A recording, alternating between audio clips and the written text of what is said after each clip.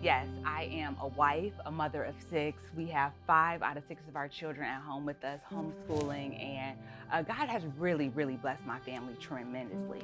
But there was a time in my life where I struggled with my thoughts, and call it anxious thinking, but I worry about everything. I was always thinking in the future and I could never stay in the past. And I have found myself, and this was in 2017, I'm pregnant at this time with our youngest son, and I was working. So this is before homeschool life. And I was working at a job that I wasn't that happy with.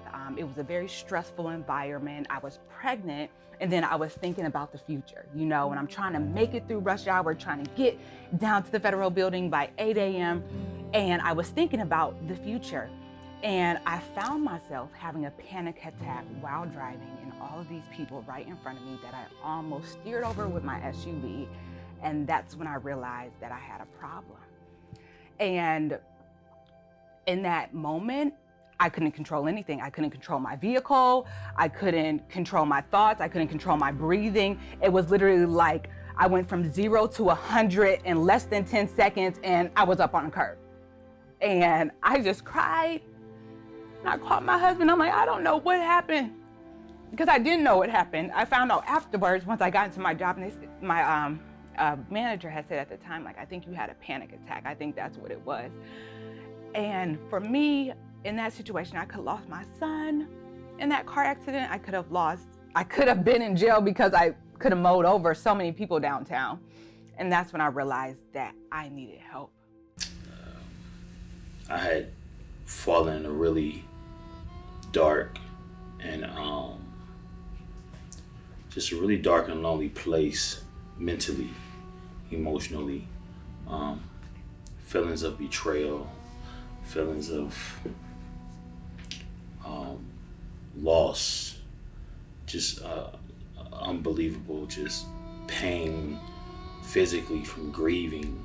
I was going through a divorce at the time, and my foundation, or what I thought was my foundation, was completely snatched from up under me. And I didn't know Jesus, didn't know God. All I knew was, what I knew. So the response was instantaneously anger, and not only anger, but the anger and pain that I feel, I wanted others to feel my anger and pain. I wanted people to hurt like I was hurting, and even if that meant harming them and harming myself. I dealt with the generalized anxiety disorder for about 30 plus years, and that resulted into panic attacks. I would pass out at work, pass out at a men's event speaking in front of about 10, 12 guys. And so a generalized state of anxiety, it's like you're on pins and needles inside of your soul all the time, 24/7. It never shuts down. You have no rest in your soul, and I can really relate to that. And I really would kind of question myself. Marley, it's just the thoughts start flooding your mind, and it's just overwhelming. It's like two voices inside of your mind. And I consider them, spiritual attacks, at those moments when you have panic attacks, they just come out of nowhere. I had to learn to be transparent with people, to learn to break those walls down and be more open and let people inside of what mental health really looks like versus what the stigma behind it looks like. And I had to explain to people, and the first thing that came out of my mouth is, I'm not crazy. And I thought about it later, and it was like, a lot of people with mental health have that same stigma behind them that they're crazy or that something's wrong with you, but really it's a lot of people have mental health and it's normal. Emotions were more vilified. The more you showed emotions, the weaker you were. Anger was your friend because anger made you look tough.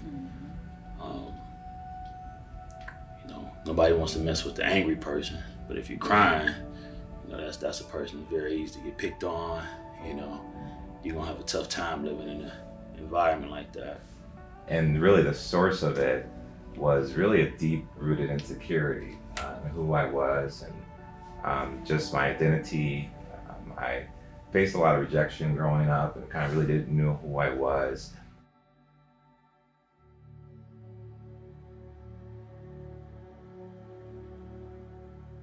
One of the things that really helped me in my journey was I never gave up the belief that you could be free, totally free from anxiety and panic attacks. I just would never give up hope of that, because Jesus and his word says that if you continue my word, then you're truly disciples of mine, and you'll know the truth, and the truth will make you free. And so I would just hold on to those promises, like, Jesus, you said I can be free. You know, your word says I can be free.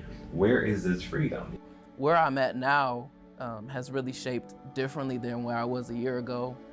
For sure, the transparency has been completely different. Even on my social media, I've expressed to people, like, this is what I'm going through. I've had to find accountability partners. I've had to still continue in mental health therapy. I do have to still take medications, and it's hard.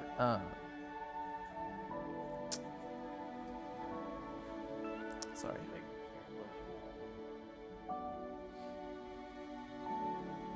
Yeah, so it's different. It's a roller coaster, I think, for me. And so when I'm going through it, I would rather people see the roller coaster and understand, like, this is normal. This is, with God, you can get through anything. I have been in this space for the past few years where I have a mental mindset routine that I do every single morning. I listen to the Abide app every single day, morning and night. I saturated my brain with the scripture. Just like God said, in the morning and night, meditate on my word. That's what I did. So now I'm still listening to I Am affirmations. I journal every single morning before talking to my husband or waking up my children. I meditate. I do a lot of breathing. I work out. I eat right. So those are the things that I've been doing for the past 4 years just to stay in a good space. And I still do see a therapist. Just walking back from those emotions, it was a journey. It wasn't no quick step. Discipleship, accountability partners, brothers just literally every time I came to church would hug me and shake my hand and just check on me, and it just made me feel visible.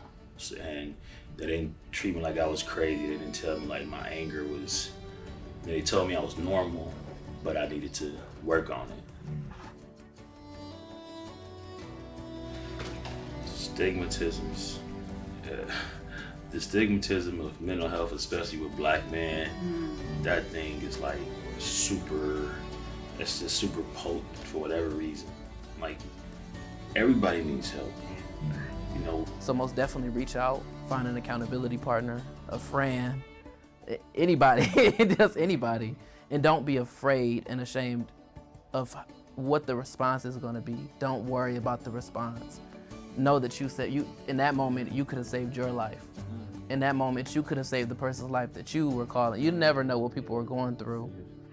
The one thing I would want all people to know is that it's okay to not be okay, guys. And I know everyone says it, but it's okay to be sad, to be angry, to be confused, to not know what's real and what's not. It's okay. But it's not okay to stay in that place.